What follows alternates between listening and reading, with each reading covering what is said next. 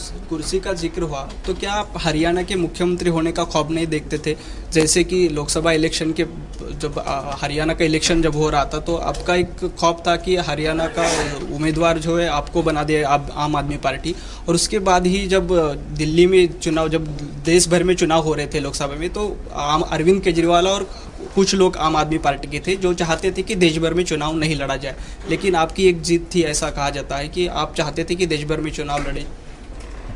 मैं बहुत ख्वाब देखता हूँ, मैं महत्वाकांक्षी भी हूँ, इतने छोटे ख्वाब नहीं देखता, है ना। जिसे हिंदी में कहते हैं मन के लड्डू फीके क्यों, अगर मन में ही लड्डू बनाना है तो उसमें चीनी कम क्यों डालो। तो आपका वो तो कहीं अगर ख्वाब ही देखना है, मैंने आप भूल जाते हैं मैं अपने पिता का बेटा हूँ, मैं किशन पटनायक से मैंने सीखा है कुछ। अगर ख्वाब ही देखना है तो एक ऐसी कुर्सी जिस पे भजनलाल भी बैठे, उस कुर्सी पे बारिश आप बनो। ये तो मतलब इतना छोटा ख्वाब तो नहीं देखना चाहिए कि भजनलाल की कुर्सी पे मैं जाके बैठूंगा कभी, चौटाला की कुर्सी पे मैं जाके बैठूंगा कभी।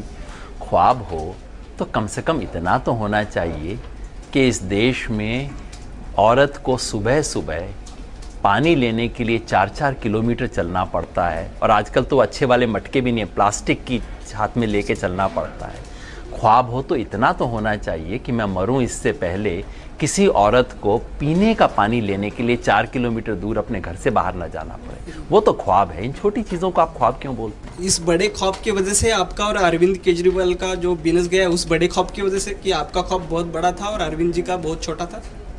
आप सारी दुनिया को अरविंद और योगेंद्र के प्रिज्म से देख रहे हैं। ये दोनों बहुत छोटे लोग हैं। इस बड़े रास्ते में ये दोनों आज से 40 साल बाद हो सकता है दुनिया दोनों को याद ना करे, मुझे तो नहीं करेगी, मुझे विश्वास है। और मैं वाकई आपको करना, आप सब पत्रकार हैं, समाज के परिवर्तन में व्यक्ति जो होता है कभी कभार एक आधी बार महत्वपूर्ण हो जाता है। कोई लेनिन जैसा व्यक्ति, महात्मा गांधी जैसा व्यक्ति। सामान्यतः जो व्यक्ति होते हैं ना, आंधी में उड़ने वाले पत्ते की तरह होते हैं। वो पत्ता चल नहीं रहा होता, आंधी उसे कहीं ले जा रही होती है। हम सब वैसे ही हैं, आप उस प्रक्रिया से न देखें। ये जो इस बड़े ख्वाब का मैंने जिक्र किया, उस ख्वाब का मतलब है वो विचार से जुड़ा है, नीति से जुड़ा है। हाँ, मैंने जिद की कि पार्टी की कोई नीति होनी चाहिए। मैंने जिद की कि उन नीतियों को एक लिखित दस्तावेज में बदलना चाहिए। और मैंने जिद की कि अगर हमें वहाँ पहुँचना है तो ये जितेंद्र तोमर जैसे लोगों को लेके हम वहाँ नहीं पहुँच सकते। अगर आप इसको झगड़ा कहें, जिद कहें, तो ये तो था। लेकिन अगर यही करने के लिए तो राजनीति में आए थे योगेंद्र जी। लेकिन आपको शुरू से मालूम था कि जितेंद्र तोमर क्या चीज़ है? जी नहीं, मैंने उनका उदाहरण दिया। जितेंद्र तोमर की डिग्री के बारे में पहली बार हमें दिल्ली के दूसरे चुनाव के कुछ दिन पहले प्रशांत जी को पता लगा, और उनके मंत्री बनने के एक दिन पहले मुझे भी पता लगा। ये फाइल पूरी दिखाई गई, और तभी प्रशांत जी ने तुरंत, उन्हें तो चुनाव से पहले पता लगा था, तो प्रशांत जी हालांकि पार्टी से उस वक्त भी काफ़ी रुष्ट थे, लेकिन प्रशांत जी ने एक व्यक्ति को बुला के, मध्यस्थ बीच में बुला के बताया कि देखो ऐसा व्यक्ति है, बहुत दिक्कत होगी, ये तो डिग्री फर्जी लग रही है, इसकी चेक कर लो, बहुत दिक्कत होगी बाद में। और चुनाव के बाद जैसे ही वो फाइल हमारे हाथ में आई, हमने तुरंत पार्टी से रिक्वेस्ट किया कि इस व्यक्ति की जांच होनी चाहिए। फरवरी के 10-15 तारीख के करीब होगा। हमने लिख के कहा कि ये फर्जी लगती है। लगती इसलिए कहा था क्योंकि उस आरटीआई में एक स्पेलिंग मिस्टेक था, तो हमें लग रहा था कि कोई हो सकता है, कोई फर्जी चीज़ हो, इसलिए हमने कहा कि इसकी जांच होनी चाहिए। फरवरी के मिडिल में हम कह रहे थे कि ये बहुत गंभीर मामला है, इसकी जांच होनी चाहिए। जांच, हमने नहीं कहा था कि पक्का हमें पता है, कैसे पक्का पता लग सकता था, लेकिन जांच नहीं हुई। हम देखिए ना, सारा में क्या कहते थे, हम कपिल सिब्बल के बारे में कहते थे, मनमोहन सिंह के बारे में, गडकरी के बारे में, कि हो सकता है हम गलत हों, जांच करवा लो। यही बात हमने तोमर के बारे में कही थी कि जांच करवा लो फरवरी में, लेकिन जांच नहीं हुई। अब मैं सुनता हूँ कल परसों खबर आई है कि लोकपाल जांच करेगा। मुझे समझ नहीं आता ऐसे में हंसा जाए कि रोया जाए। वो हिंदी का गाना है ना, सब कुछ लुटा के होश में आए तो क्या किया, उसकी दूसरी पंक्ति बड़ी सुंदर है, दिन में अगर चिराग जलाए तो क्या किया। जब रात थी, जब चिराग की जरूरत थी, जब 4 महीने से जरूरत थी कि आप इसको जांच करवा लो, तब तो आपने टॉर्च ऑन नहीं किया। अब जबकि दिन हो गया है, सारे देश को पता है कि तोमर क्या कर रहे हैं, अब आप कह रहे हैं टॉर्च लेके हम ढूंढेंगे। समझ नहीं आता, हंसे के रोए ऐसी चीजों पे। बातें इतनी एक्चुअली स्मूथली चल रही है कि समय का पता नहीं लग रहा, लेकिन एक ब्रेक लेना जरुरी है. एक छोटासा ब्रेक घेऊयात माझा कट्टामध्ये. बघत रहा एबीपी माझा.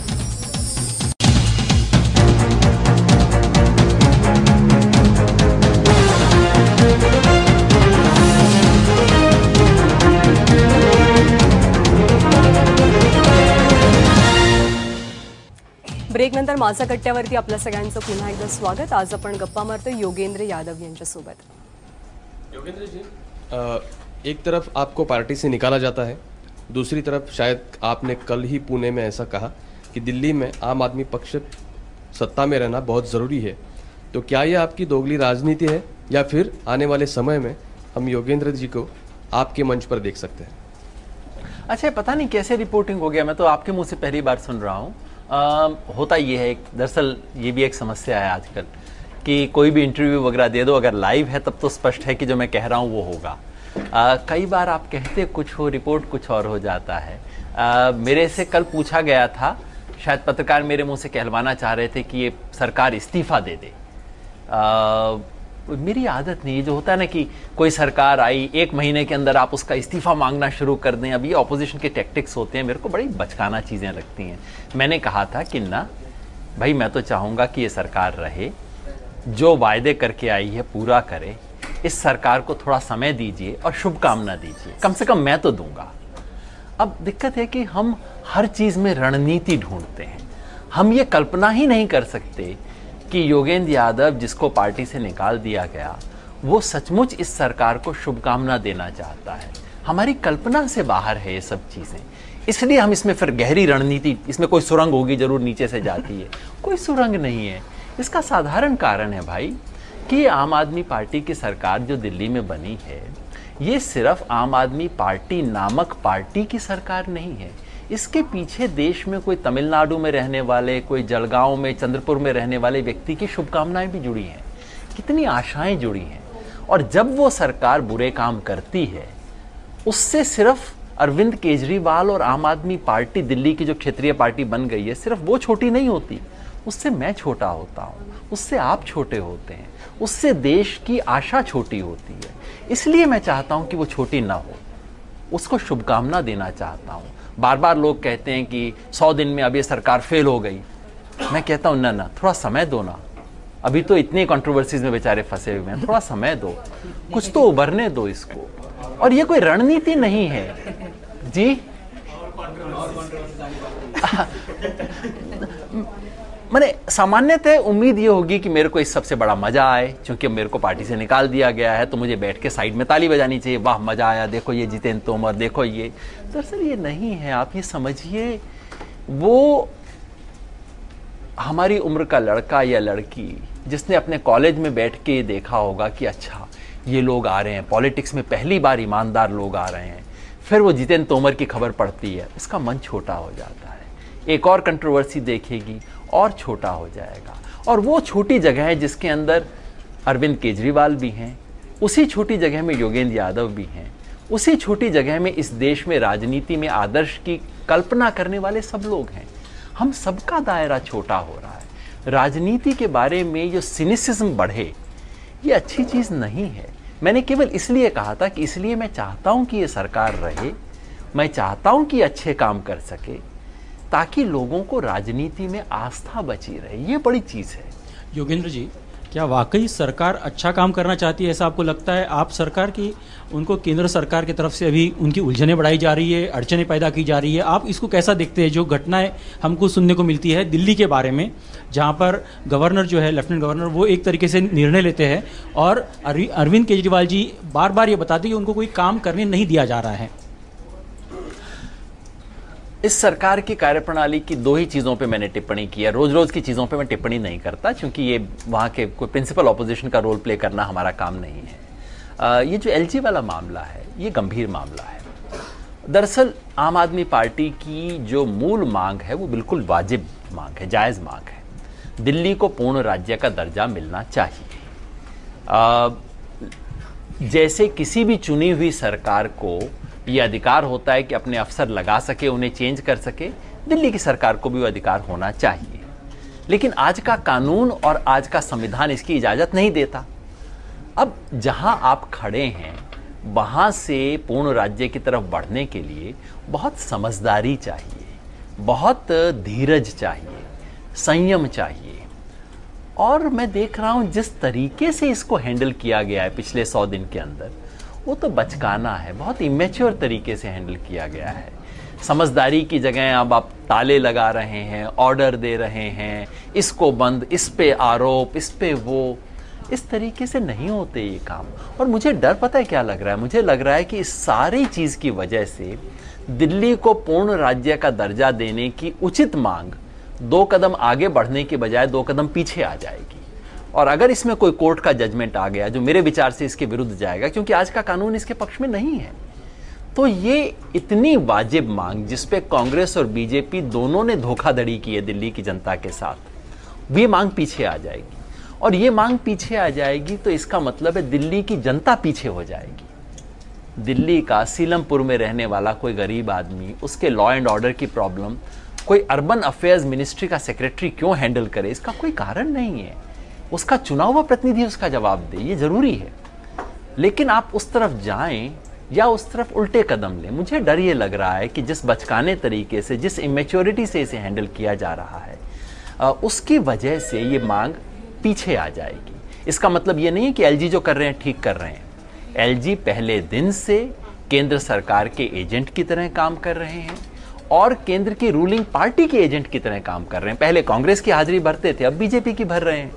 लेकिन उसका मुकाबला करने के लिए राजनीति में समझदारी की जरूरत है, वैसा नहीं हो रहा है। योगेंद्र जी, मोदी जी के नेतृत्व में देश का सेफराइजेशन हो रहा है, ऐसा आपको लग रहा है? क्योंकि पहले आईएम में अंबेडकर पेरियार स्टडी सर्कल पर पाबंदी लगाई गई, एफटीआई में जब संचालक नियुक्त किए गए उसमें भी गुलजार जी या फिर अदूर गोपाल कृष्णन जैसे बड़े बड़े लोगों को हटा के दूसरे लोगों को सामने बिठाया गया है जो कि बीजेपी या आरएसएस जैसे संगठन से नजदीकी रिश्ता रखते हैं। आपने कहा देश का सेफराइजेशन, ये बहुत बड़ा देश है। इस देश की मिट्टी जो है ना, वो इतनी विविधता से बनी है कि आरएसएस वाले 100 साल में इस देश को सेफराइज नहीं कर सकते। मैं बार बार ऐसा कहता हूँ, ये आरएसएस वालों की एक ही प्रॉब्लम है, ये बेचारे गलत देश में पैदा हो गए। ये जर्मनी में पैदा होते, इनके सपने साकार हो जाते, क्योंकि वो इस तरह की देशों की चीज़ के लिए बनाए। एक भाषा, एक भूषा, एक संस्कृति, एक नस्ल, एक विचार, ये यूरोप में चलता है। ये यूरोप की विचारधारा की उधार वहाँ की वो खाकी पैंट भी ले आए हैं और वहाँ की सब ले आए हैं, वहाँ पे चलते हैं, इस देश में नहीं चल सकते। देश का सेफराइजेशन करना इनके बस की नहीं है। 5,000 साल की विविधता का देश है ये, कबीर का देश है, तुकाराम का देश है, इनमें लोग क्या कर पाएंगे? हाँ, सरकार की संस्थाओं का सेफराइजेशन करने की कोशिश जरूर कर रहे हैं। आपने ठीक बताया, यूजीसी में ये किया, एनसीईआरटी में किया, फिल्म्स डिवीजन में किया, ललित कला एकेडमी में किया और अब ये लेटेस्ट एफटीआई में कर रहे हैं। इसमें एक और बात बताऊं, सेफराइजेशन तो कर रहे हैं, मतलब अपनी विचारधारा के लोगों को ला रहे हैं, ये ज़्यादातर सरकारें करती हैं। लेफ्ट भी ये करता है, लेफ्ट ने भी कोई बहुत ईमानदारी से काम नहीं किया है। बीजेपी वालों की ट्रेजेडी एक दूसरी है कि इन बेचारों के पास, बेचारा ही कहूँगा इन्हें, सत्ता में है इसका मतलब ये थोड़ी कि इनकी बेचारगी कम हो जाती है। इन बेचारों के पास कोई फर्स्ट रंग इंटेलेक्चुअल तो इस देश का आता ही नहीं है, सेकंड रंग भी नहीं आता। तो जब भी इन बेचारों की सत्ता आ जाती है और इनके पास इतनी सारी कुर्सियां आ जाती हैं जिसको फिल करना है, अब सेंसर बोर्ड का चेयरमैन लगाना है, फिल्म्स डिवीजन में किसी को लगाना है, साहित्य एकेडमी में, ललित कला एकेडमी में, सोशल साइंस रिसर्च में, और इन बेचारों के पास 5 लोग हैं नहीं जो सेकंड रंग इंटेलेक्चुअल भी हों इस देश के, तो इन्हें, इनकी मजबूरी पे आपको हंसना चाहिए, इनसे दया करनी चाहिए। अब कहाँ UR अनंत मूर्ति, अडूर गोपाल कृष्णन और उसके बाद कहाँ जिस सज्जन को उन्होंने अपॉइंट किया, मैं तो नाम भी याद नहीं रहता मुझे तो उनका। तो ये तो हास्यास्पद है ये चीज़ें तो, और ये हास्यास्पद चीज़ों में आप षड्यंत्र देख सकते हैं और इसमें कोई शक नहीं है कि इन चीज़ों से इन संस्थाओं का कद कम होता है। लेकिन ये किस परिस्थिति से पैदा होता है वो भी देखिए कि इस देश की रूलिंग पार्टी जो इस देश के 5 अच्छे कद वाले इंटेलेक्चुअल्स को इकट्ठा नहीं कर सकती, 5 भले लिखने वाले लोग इस पार्टी के साथ अपना नाम जोड़ने को तैयार नहीं है। लोग अपने माथे पे दाग लेने को तैयार नहीं है कि नरेंद्र मोदी की सरकार के अंदर ये साहित्य एकेडमी के चेयरमैन बने थे, एफटीआई के बने थे, है ना। ये इसके पीछे बुनियाद है और ये मुझे ये आशा देती है कि इस देश का सेफराइजेशन करना इनके लिए संभव नहीं है। आज भी इस देश का बड़ा लेखक इस पार्टी की कुर्सी पे बैठने को तैयार नहीं है। ये मुझे आस्था देता है। लेकिन अभी परिस्थिति